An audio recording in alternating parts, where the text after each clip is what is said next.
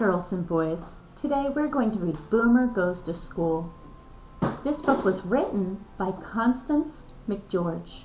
She's the author. She came up with the idea and wrote all the words. The illustrator is Whyte. She drew all the pictures.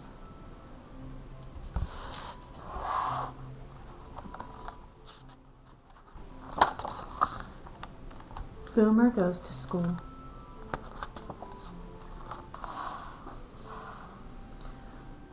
Boomer was just settling down after his morning walk when suddenly someone called his name. Then Boomer saw his leash.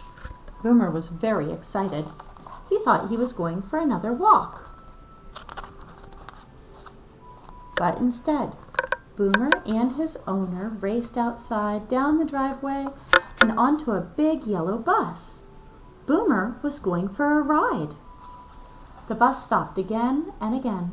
Boomer had never been on a ride with so many children. The ride was very noisy. It's good to be quiet on the bus, so it's not too noisy for the driver.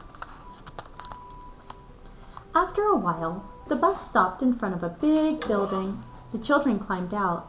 Boomer climbed out too. He was quickly led inside, up some stairs, around a corner, and down a hallway. Finally, Boomer's owner stopped at an open door.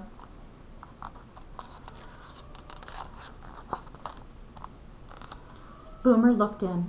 It was a room filled with desks, tables, chairs, and children.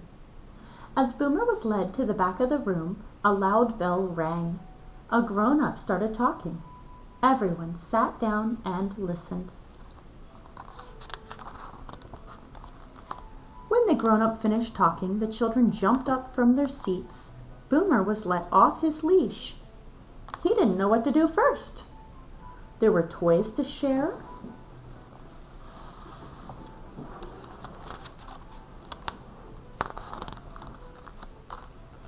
and pictures to paint.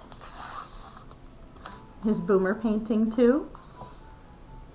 What is Boomer doing at school? Animals don't go to school. There were games to play.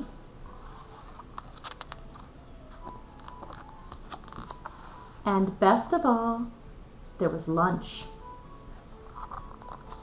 Oh, I don't think Boomer's supposed to be eating that lunch. Uh-oh.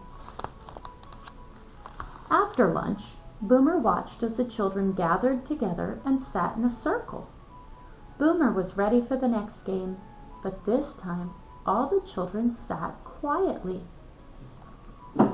I'm so glad to hear that, because when we all sit on the carpet, we do sit quietly to listen.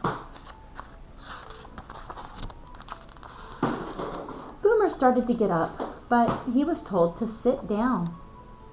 Boomer wiggled and squirmed.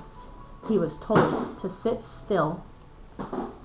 We are supposed to sit down and sit still when we sit on the carpet with each other. Boomer barked and barked. He was told to be quiet. We are supposed to sit quietly when we sit on the carpet together. Boomer was very confused. He did not understand.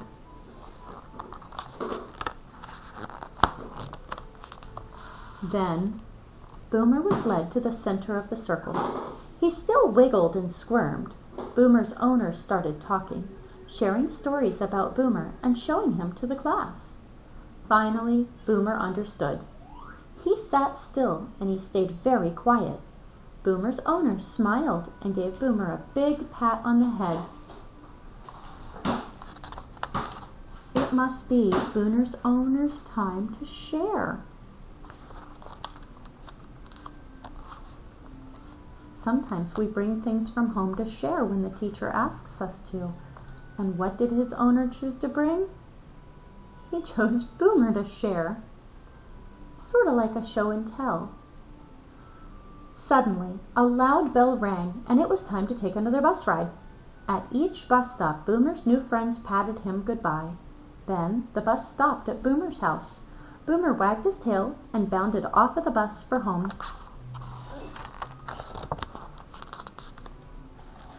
The end.